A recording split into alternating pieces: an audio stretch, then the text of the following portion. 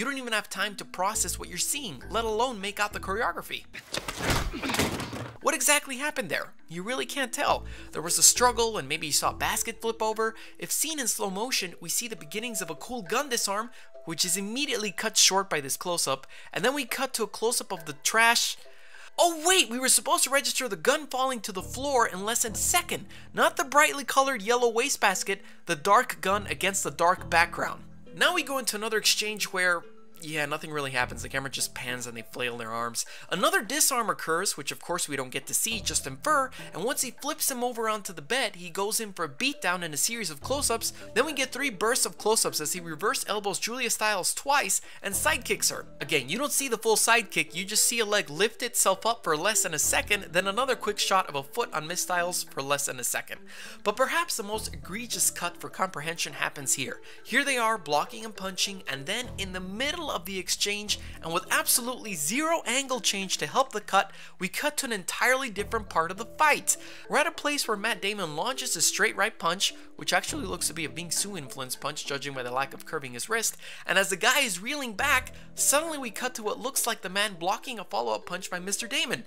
But since every shot lasts less than a second, you don't register the jump cut, but its side effect is that you don't register what was going on at all. Now, the defenders of this scene will always point out that by shaking the camera and cutting it so fast, it's more real, visceral, intense, gritty, dramatic, and a plethora of other unending adjectives designed to excuse the fact that you're dealing with a very poorly shot and edited fight that ends up being incomprehensible.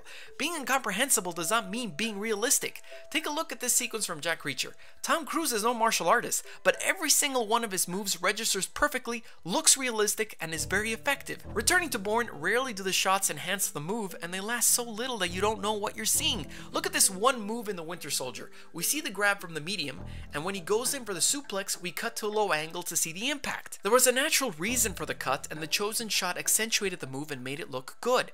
Or look at this clip from Ip Man. We go from a wide showing him punching the man in the chest, and then cut to a closer shot that follows a movement as we fall down, accentuating the punching and the drama. That is how you use editing and shot choice to tell a story in a fight. You can get close, you can get creative with the angles, you can use any kind of choreography you want, be it low-key like in Jack Reacher, very traditional like in Ip Man, or a little bit of both like in Winter Soldier, but it should all come together and make sense in the end, something this fight doesn't. Quickly cutting with every single exchange or constantly bobbing up and down confuses a viewer. It gives them an impression of a fight occurring, but you don't see anything. The only thing this fight sequence did was give an excuse for future fight sequences to be near incomprehensible, as seen in the Taken films or Transporter 3 and a plethora of other action films. But in order for us to understand why it's perceived as being so raw or realistic, you have to dig a little deeper. First of all, Western audiences generally consider kicks to be unrealistic, ignoring the fact that several MMA fighters have successfully used them for years and they have been around in martial arts that are several centuries old.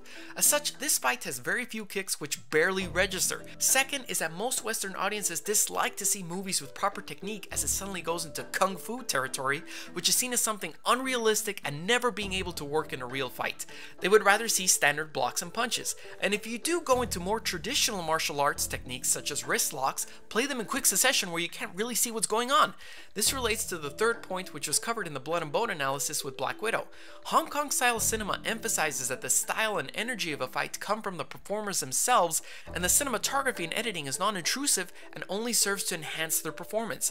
Western style action cinema is the exact opposite. The style and energy of a fight does not come from the performers themselves, but from the camera movements and rapid cutting. This is a result from Western action movies trying to constantly hide stunt doubles and mask the star's lack of fighting talent. In other words, they would rather give you an impression of seeing a good fight than actually delivering one. However, what this fight scene did do very well is its excellent sound design. There's no music, just sounds of grunts and punches, which did in fact contribute greatly to the realism of the scene. This flip out of a wrist lock is also very impressive. The Jackie Chan influence is also well appreciated. Matt Damon uses a book to inflict deadly blows on his opponent and goes up against the man's razor knife with a common everyday towel.